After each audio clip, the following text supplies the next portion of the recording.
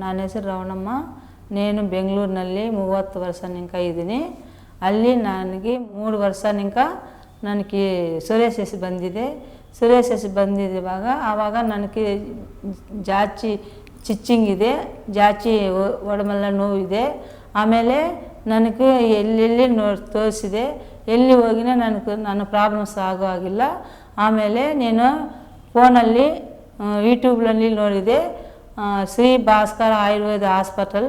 ಆ ಹಾಸ್ಪಿಟಲ್ ನೋಡಿ ಅಲ್ಲಿ ಹೋಗಿದೆ. ಅಲ್ಲಿ ಹೋಗಿ ನೀನು ಮೇಡಮ್ಗವರೇ ಮೀಟ್ ಆಗಿದೆ. ಆಮೇಲೆ ಮೇಡಮ್ ಹೇಳಿದೆ ನನಗೆ, ಮೇಡಮ್ ಹೇಳಿನ ಪ್ರಕಾರము ನೀವು ಬನ್ನಿ ನನ್ನ ಹಾಸ್ಪಿಟಲ್ಗೆ, ನೀನು ಚೆನ್ನಾಗಿ ನೋಡ್ತೀನಿ, ನೀನು ಚೆನ್ನಾಗಿ ನೋಡಿ 25 ದಿವಸ ನಿನಗೆ ಟ್ರೀಟ್ಮೆಂಟ್ ಕೊಡ್ತೀನಿ. ಆಮೇಲೆ ನಿನಗೆ ಚೆನ್ನಾಗಾಗತ್ತೆ. ಆಮೇಲೆ ನಿನಗೇನು ತೊಂದರೆ ಆಗಲ್ಲ.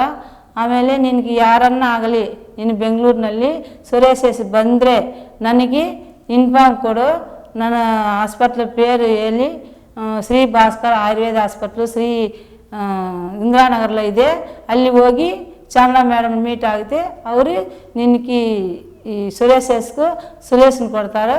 ಅಲ್ಲಿಗೆ ಹೋಗಿ ಹೇಳ್ಬಿಡು, ಆ ಮೇಡಮ್ ನಿನಗೆ ಎಲ್ಲ ಚೆನ್ನಾಗಿ ಆಗಟ್ಲ ಮಾಡ್ತಾರೋ ಅಂತ ಹೇಳಿದೆ.